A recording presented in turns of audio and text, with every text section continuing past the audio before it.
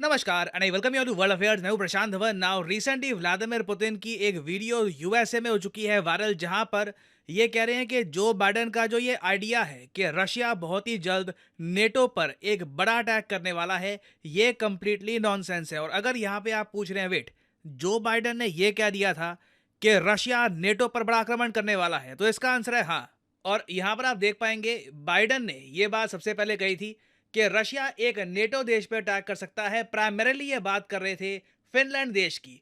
Recently ही Finland ने join किया है नेटो को, तो बाइडेन का मानना यह था कि सबसे पहले रशिया आक्रमण करेगा फिनलैंड को, उसके बाद बाकी नेटो कंट्रीज पर भी रशिया अटैक कर सकता है ना। अब आप एक क्वेश्चन पूछेंगे, मगर रशिया ऐसा क्यों करेगा जब ऑलरेडी रशिया यूक्रेन में उलझा हुआ है? वेल, ये एक थ्योरी है। और दो बाइडेन ने ये बात जो अब मैं आपको बताने वाला हूँ, ये अपने स्टेटमेंट में नहीं दी है, बट ये एक थ्योरी है बहुत सारे अमेरिकन जियोपॉलिटिकल एनालिस्ट की, कि रशिया ये चाहता है कि ओवरऑल ना दुनिया में इंस्टेबिलिटी बहुत ज़्यादा बढ़ जाए। इसलिए रशिया ने, आपने देखा होगा, हमास को भी सपोर्ट किया है, इसराइल के अगेंस्ट भी काफ़ी कुछ ये लोग बोल रहे हैं। और अब जैसे यूएस कह रहा है कि फिनलैंड को अटैक करके ये चाहते हैं कि ऑल टुगेदर दुनिया में इंस्टेबिलिटी इतनी बढ़ जाए कि फाइनली सभी पार्टीज को बैठकर एक समझौते पर बात करनी पड़े कि अब खत्म करते हैं ये वॉर। बताइए यूक्रेन में क्या हम पीस डील कर सकते हैं, कैसे जल्द से जल्द हम ये कॉन्फ्लिक्ट खत्म कर सकते हैं। तो अगेन ये एक थ्योरी है, रियल है या नहीं, only time will tell. Now Vladimir Putin से मीडिया ने ऑब्वियसली पूछा कि बाइडेन ने तो बहुत बड़ी बात बोल दी है, वो तो कह रहे हैं कि आप तैयार हो रहे हो नेटो पर, आप बड़ा अटैक करने वाले हो। और उसके जवाब में व्लादिमीर पुतिन ने ये कहा, और यहाँ पे आप देख पाओगे व्लादिमीर पुतिन कैटेगोरिकली कह रहे हैं कि दैट्स कंप्लीटली नॉनसेंस। मैं बिल्कुल भी प्लान नहीं कर रहा किसी भी नेटो कंट्री पे अटैक करने की। और एक्चुअली इन्होंने खुद की एक थ्योरी ये सामने रखी है कि जो बाइडन ये सब कहानियां दुनिया के सामने रख रहे हैं ताकि वो दुनिया के सामने जस्टिफाई कर पाए कि क्यों वो बिलियंस ऑफ डॉलर्स लगातार यूक्रेन को भेज रहे हैं। और आगे इन्होंने ये भी ऐड कर दिया कि यूएसए के भी इंटरेस्ट में नहीं है कि रशिया एक लार्जर वॉर में इन्वॉल्व हो, क्योंकि नेटो का जो मेन मास्टर है, इन्होंने वर्ड यूज़ किया मास्टर, वो यूनाइटेड स्टेट्स ऑफ अमेरिका है। तो बहुत ज़्यादा कड़े शब्दों में इन्होंने कहा कि नहीं, बिल्कुल ऐसा कुछ नहीं है, हम लोग अपनी तरफ से किसी भी वॉर के लिए प्रिपेयर नहीं कर रहे ना। प्रॉब्लम देखो ये आती है कि पुतिन इससे पहले झूठ बोल चुके हैं, और यूएस ने इससे पहले जब वार्निंग दी थी कि रशिया एक अटैक करने वाला है, इवेंचुअली यूएस सही था, रशिया ने यूक्रेन पे अटैक कर दिया था।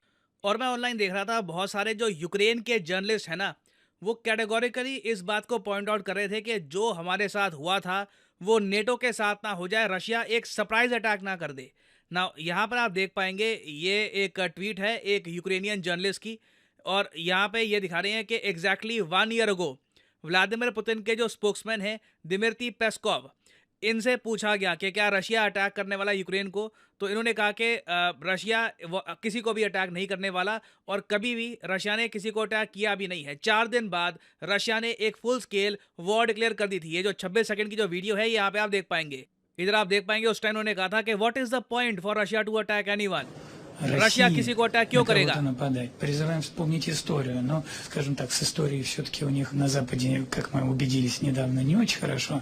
Но напоминаем, что Россия на протяжении всей своей истории никогда ни на кого не нападала. Россия, которая пережила столько войн, это последняя страна в Европе.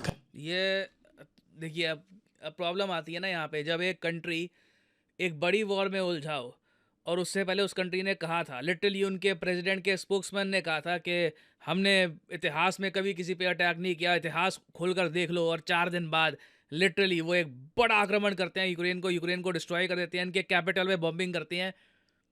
सवाल उठते हैं उसके बाद, जो बाइडेन ने इसलिए जो कहा है ना, ये लाइटली आप नहीं ले सकते। और यहाँ पे आप देख पाएंगे बीबीसी का आपको आर्टिकल दिख जाएगा, यहाँ पर लिखा है कि रशिया लुअर कर रहा है migrants from finish border for war in Ukraine. Russia basically क्या कर रहा है आज के समय, कि बहुत सारे माइग्रेंट्स को ना फिनलैंड की बॉर्डर के पास खड़ा कर रहा है, और उनको कह रहा है कि कैसे भी करके बॉर्डर के उस पार चले जाओ, असाइलम सीख कर लो। उनको बोलो क्या, देखिए हमें जान का खतरा है, बस हमें जगह दे दीजिए। और वहाँ पे एक बार ये लोग कैंप बना लेंगे फिनलैंड के अंदर, तो कल को अगर रशिया अटैक करता है ना फिनलैंड को, तो जो ये असाइलम सीकर फिनलैंड में रह रहे होंगे उस वक्त, वो अचानक से इंटरनली अंदर से फिनलैंड को डिस्टेबलाइज करना स्टार्ट कर देंगे। ये अगेन जो वेस्टर्न न्यूज़ आउटलेट्स हैं, प्राइमरली बीबीसी, इनका ये मानना है। इन्होंने कहा है कि इन्होंने खुद इस बात की इन्वेस्टिगेशन करी है कि ये रशिया का बड़ा प्लान है। और बाय द वे आपको पता होना चाहिए, फिनलैंड आज के समय एक नेटो कंट्री है। Any attack will be considered an attack on all NATO countries. Sweden by the way अभी तक नेटो मेंबर बना नहीं है। टर्की ने स्वीडिश जो मेंबरशिप है नेटो की, ये अभी तक एक्सेप्ट नहीं करी है। तो जो न्यूज आ रही है बहुत ज़्यादा चिंताजनक है। और अगर यहाँ पे आपका क्वेश्चन है कि रशिया फिनलैंड पे आक्रमण क्यों करना चाहेगा, तो देखिए अभी नेटो का इंफ्रास्ट्रक्चर फिनलैंड में बना नहीं है। मैं आपको बता दूं, रशिया के पास में ये जो 3 देश देख रहे हो आप, एस्टोनिया, लटविया, लिथुएनिया और इवन पोलैंड भी, यहाँ पे आप देखो, ये कंट्रीज लंबे समय से, कई सालों से नेटो कंट्रीज रह चुकी हैं। नेटो का प्रॉपर इंफ्रास्ट्रक्चर यहाँ पे मौजूद है। इनकी जो मिलिट्री है प्रॉपरली इंटीग्रेट कर चुकी है विद नेटो। फिनलैंड के साथ ये केस नहीं है। तो कल को अगर रशिया फिनलैंड पे आक्रमण करता है, ये एक सरप्राइज अटैक होगा नेटो के लिए। नेटो को बहुत सारे नेटो ट्रेन ट्रूप्स अचानक से एट ए मोमेंट्स नोटिस ये भेजने होंगे फिनलैंड में, और सिनर्जी बना पाना काफ़ी मुश्किल होगा। सो अगेन अभी मुझे पता नहीं कि रशिया क्या करेगा, क्या इनके प्लान्स हैं। पर्सनली आप मुझसे पूछे, मैं व्लादिमीर पुतिन की स्टेटमेंट को इतनी इंपॉर्टेंस देता नहीं हूं, क्योंकि पहले झूठ बोल चुके हैं। ये जो बात सच है वो बोलनी पड़ेगी। ठीक है, इन्होंने पहले कहा था कि नहीं आक्रमण करेंगे यूक्रेन को, फिर अचानक से एक दिन एक मिलिट्री ऑपरेशन शुरू कर दिया था। वो तब से लेकर अब तक हम देख रहे हैं 2 साल हो गए हैं, ये वॉर खत्म होने को नहीं आ रही। अभी भी हम रिपोर्ट्स पढ़ रहे हैं कि ये वॉर अभी 2026 तक चलेगी। तब तक आप इमेजिन कर लो कि हर साल 50-60 बिलियन यूएस डॉलर्स लगातार जाते रहेंगे यूक्रेन को। तो मोस्ट प्रॉब्ली मेरे हिसाब से यूरोप से ना एक बड़ी न्यूज़ आने वाली है आने वाले कुछ दिनों में, मे बी हफ्तों में। काफ़ी बार इसमें टाइम लग जाता है, कई हफ्ते बीत जाते हैं, but eventually something big happens. कुछ अगर बड़ी न्यूज़ आती है यहाँ से, तो उससे रिलेटेड मैं आपके लिए बाद में एक अपडेटेड वीडियो ले आऊँगा। और अनअकैडमी के प्लेटफॉर्म पर मेरी कुछ एक्स्ट्रा क्लासेस भी हैं, आप देखना चाहें देख सकते हैं। यहाँ पे PD10 कोड यूज़ करके जो क्लासेस हैं ये आप देख सकते हैं। कई टॉपिक्स होते हैं जिन पर मैं चैनल पे वीडियो नहीं बना पाता, तो वो यहाँ पे आपको मिल जाया करेगा। So enjoy these classes. Thank you. Thanks for listening. And as always, may the gods watch over.